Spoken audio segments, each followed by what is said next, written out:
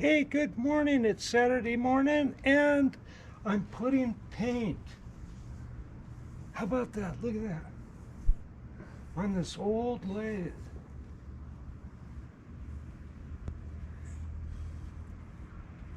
That's the first paint.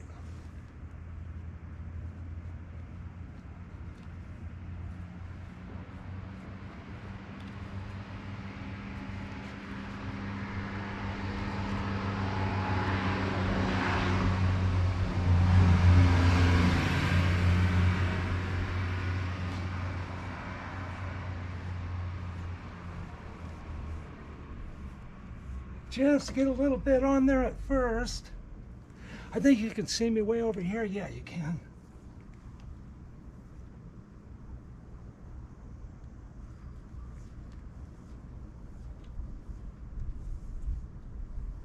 Oh, yeah. Let's start bringing it down a little bit. I put it on pretty thin at first.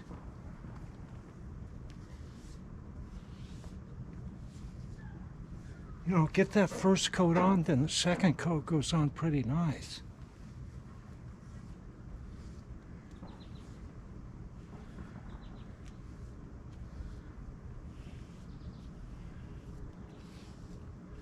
All right. Of course, this is a 1941 Axelson engine lathe that I'm putting new paint off. A lot of people walking around. Chloe's in bed this morning. She got a little too much heat yesterday, but she's fine. She just, if she yells, I'll go get her. She's within earshot there.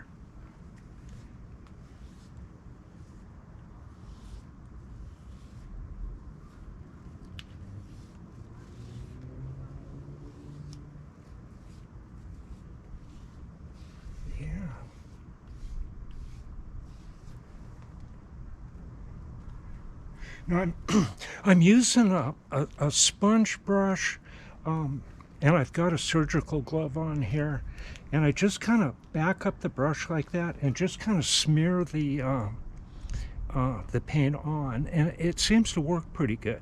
I saw a machine tool dealer do this many years ago. The old George Washington machinery, they used to paint some machines that they were probably desperate to sell. So that's kind of how that works. You got quite a bit of control with this, see? Yeah, let's get it on there. Yeah.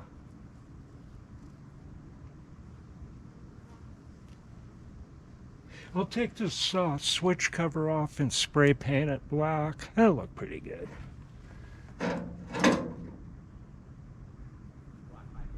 I just paint it around it for now. Don't worry too much about it. I don't want that band on there. I had that off and cleaned behind it anyway. So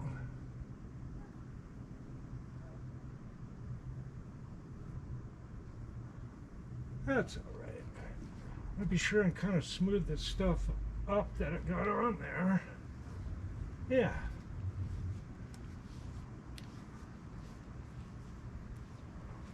Okay, try to get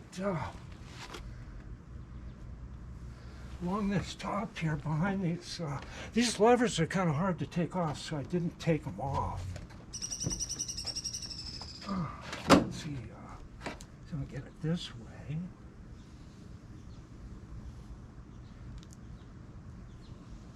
See, I get under that lip. Yeah, I think you can see. Let me turn the camera move it over just a little bit, kind of maybe right there. I think I kind of got a little view thing on the front here. I think it's probably about right there. So I'm using a Case International Harvester tractor paint here, their primer, and I like their primer. Now on the drill press I used a Rust-Oleum Massey Ferguson Gray. And I just haven't decided on the color here. Okay.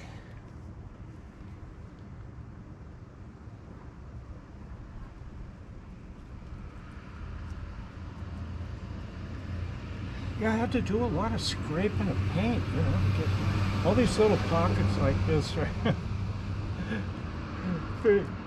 There's something. But you get them. Get those drips there.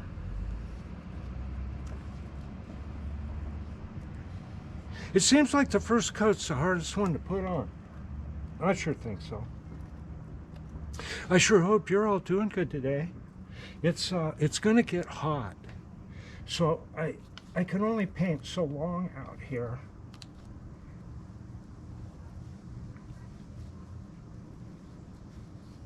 I think they're saying 98 degrees, and that's too hot to paint.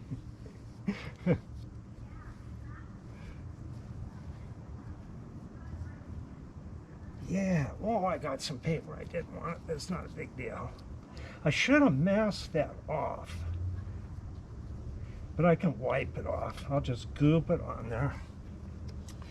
Wipe that stuff off. Yeah, I could have put a little bit of tape across that. But it's not a big deal. I'll get that. There we go.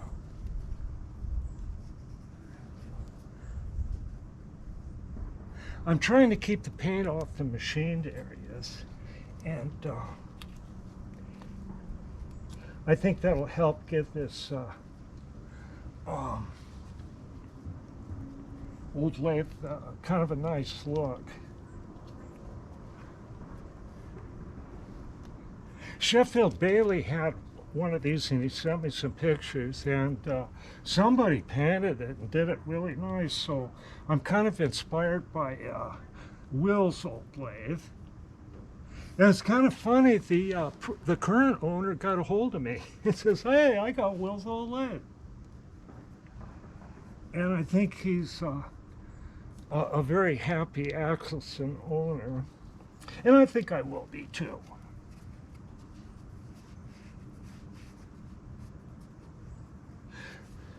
They had a big Axelson at the local community college, and I used it once or twice, but it was sort of more like a team effort, you know. I don't know. I might have pulled one lever and someone pulled the other, but it had a real long bed on it.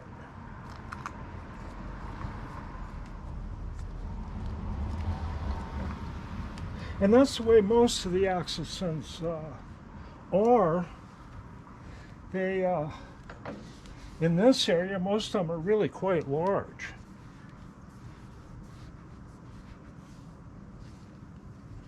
I had to import this one from Ohio, get it back on the West Coast. Yeah. That's looking pretty good. Just kind of get it on there. Yeah, that's looking okay. We can try to get the major drips. There's a big plate that goes on back here that covers nearly that entire area. So I'm not going to worry too much about that.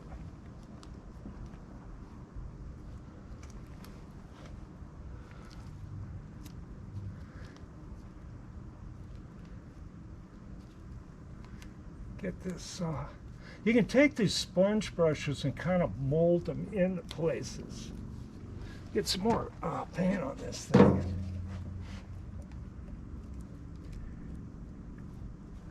Yeah.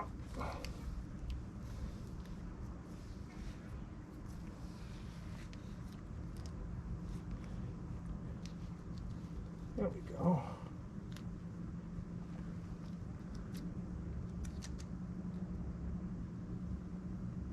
Oh, it's nice to be at this point. Here I am. Maybe a little over too far that way. Yeah, I don't know.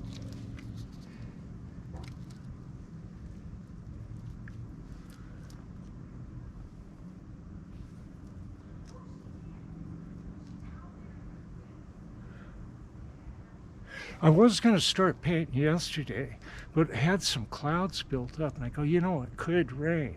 And I guarantee you, if I started painting, that would have caused the rain. It just happens that way.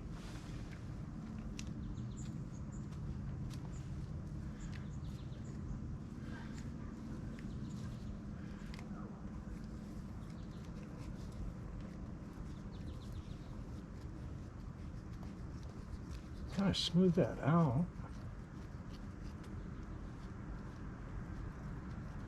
They had some of the black filler in this too, so it'll probably look a little bit lumpy, but that'll be okay. We'll get over here and start working the paint down.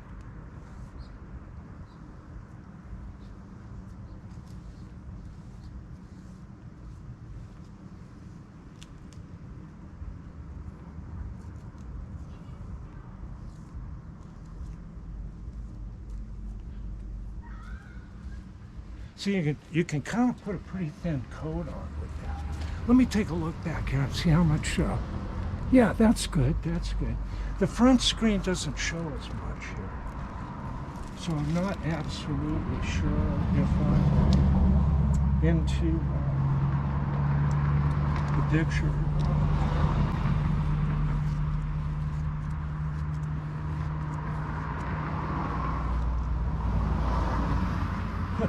You know, I've been wanting to put some paint there. But there's a big plate that goes there too. Right here.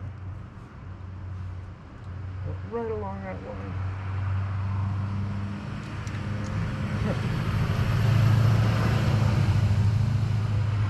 Yeah. I got some smaller brushes. See if I can get my fingers back here.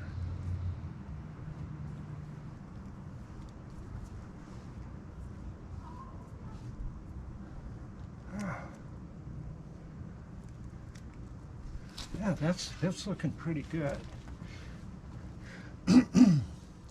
Now, this is a 1941 lathe, and one of the interesting things about an Axelson is it's a high-speed machine. This one is a mid-speed, and its high speed is 1127. Then their slow speed one was, I believe, just under 1,000, and then they had a high-speed model that was about 1,500. So this is the middle of the speed range for an Axelson. Now, one of the things about it is going that fast. In 1941, very few other people were doing it, other manufacturers, and the only one I think that was the American with their pacemaker. So the pacemaker and this machine here were a couple that would go up to 1,000 RPM or over. And a lot of the machines, like you see, Monarchs of this size, even up into the 50s, might only have 800 as a top speed, but often only 500. So I can tell you this. You can take those old machines and you can speed them up, and people do, but you got to be extremely careful and watch your oil to make sure it doesn't cavitate, because when oil cavitates, it's not lubricated very well. As a matter of fact, it'll just tear your gears right up. But there's been a lot of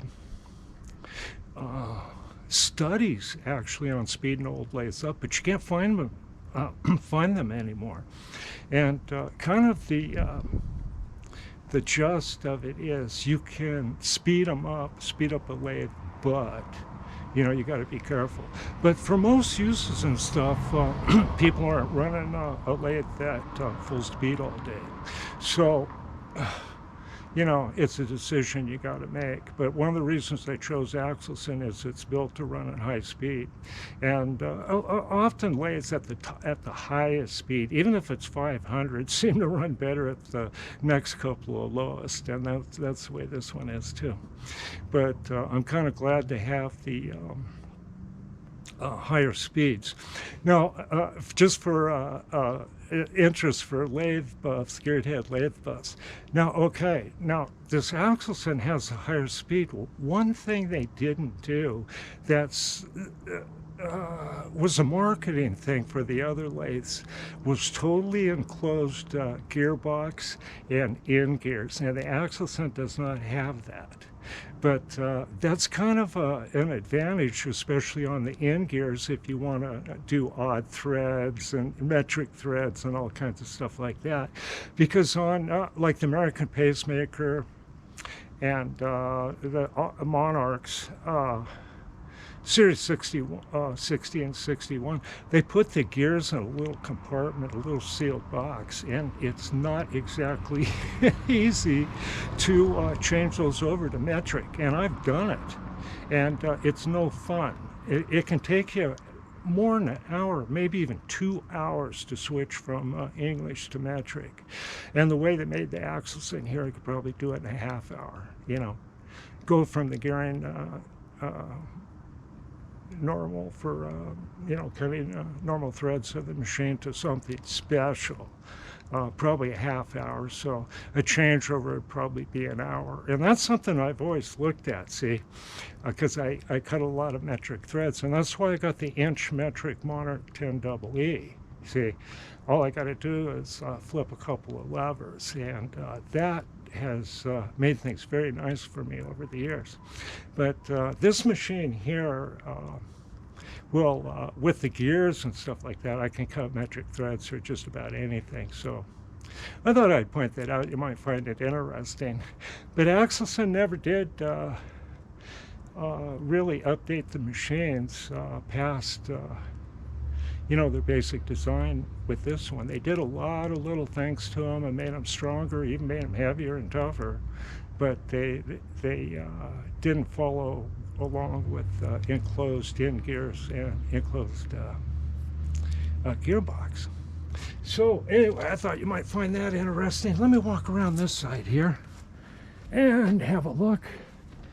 Yeah, that's looking pretty good, I think. That's looking pretty good. I kind of scuff this stuff up when I'm just before I put on the second coat. I'll go over with one of those sponge pad abrasives and just kind of scuff it up and get the little drips and stuff like that. Got one here. Okay. If I wasn't doing the video, I would be painted a lot better, I'm sure. Well, I'm going to go check on Chloe, and I will load this, and I just hope you're all having a good day. We're going to have a great day here, but it's going to get up a little bit, and I'm going to have to knock it off. So I'll get back to you later. Okay, thanks for tuning in, and have a good day. Set this down.